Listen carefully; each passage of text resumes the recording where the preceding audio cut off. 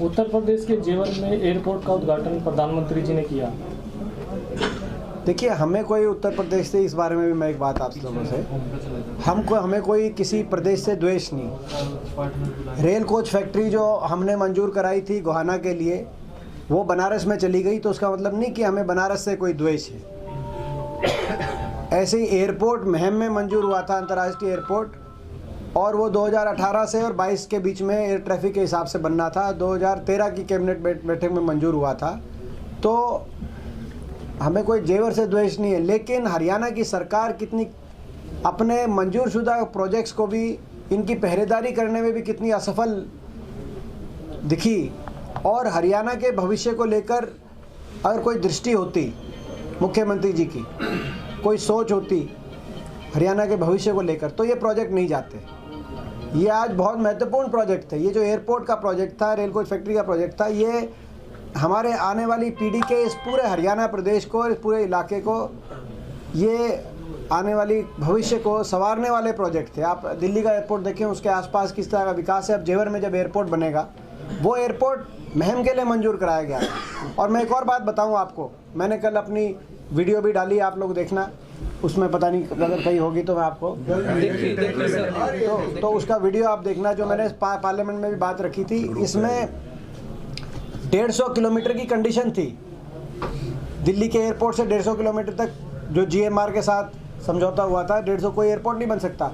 उस नियम को महम, क्योंकि NCR में दूसरे एयरपोर्ट की आवश्यकता थी, महम में हम क्योंकि प्रयास कर रहे थे, तो महम एयरपोर्ट के और हरियाणा सरकार के आवेदन पे मैं तत्कालीन प्रधानमंत्री डॉक्टर मनमोहन सिंह जी से मिलके उस कंडीशन को, नियम को हटवाकर एयरपोर्ट स्थापित करने का मार्ग प्रशस्त हुआ था और एयरपोर्ट की मंजूरी हुई थी। दुर्भाग्य की बात यह है कि उसके बाद यूपी में जो बीजेपी की सरकार आ गई और एयरपोर्ट जेवर में ले गई।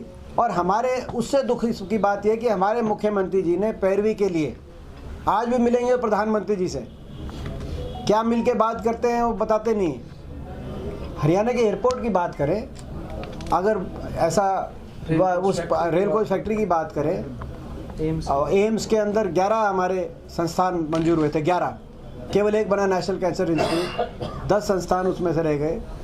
मेट्रो की बात करें तो जो मंजूर शुदा प्रोजेक्ट नए तो काम करे नहीं इन्होंने, मंजूर शुदा प्रोजेक्ट भी एक एक करके चले गए। और एयरपोर्ट का तो मुझे बड़ा कल जो है, क्योंकि मैंने बड़ी मेहनत करके, वो कई साल की मेहनत थी, एयरफोर्स से मंजूरी, मिनिस्ट्री ऑफ डिफेंस से मंजूरी, civil aviation, ministry of civil aviation से मंजूरी, कई साल की मेहनत के बाद वो प्रोजेक्ट मंजूर हुआ। तो अगर हरियाणा के मुख्यमंत्री और हरियाणा की सरकार हरियाणा के भविष्य को लेकर कोई दृष्टि रखती, तो कल प्रधानमंत्री जी जेवर में नहीं महम में होते, और पूरा हमारा इलाका, पूरा हरियाणा कल इस बात के लिए हम खुशी मना रहे होते कि हमारे इलाके में इतना बड़ा प्रोजेक्ट आया।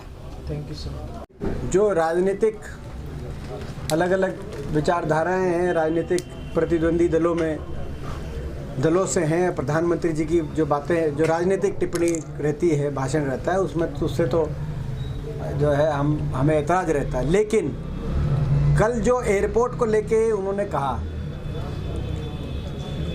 कि भाई इस एयरपोर्ट से इतना लाभ होगा, इतने युवाओं को रोज़गार मिलेगा, उनकी उस एयरपोर्ट को लेके जो टिप्पणी है उससे मैं सहमत हूँ। और मैं समझता हूँ कि जो हम बारी बारी कह रहे थे, अब प्रदेश के लोगों को भी और प्रदेश सरकार को भी कि क्या खोया है, उसका आकलन करने में सहायता प्रधानमंत्री जी की उस टिप्पणी से, जिसमें उन्होंने कितने रोज़गार मिलेंगे, कितना निवेश होगा, वो गिनवाया है, उस बात से एहसास होगा। हरियाणा तो महरूम रह जाएगा।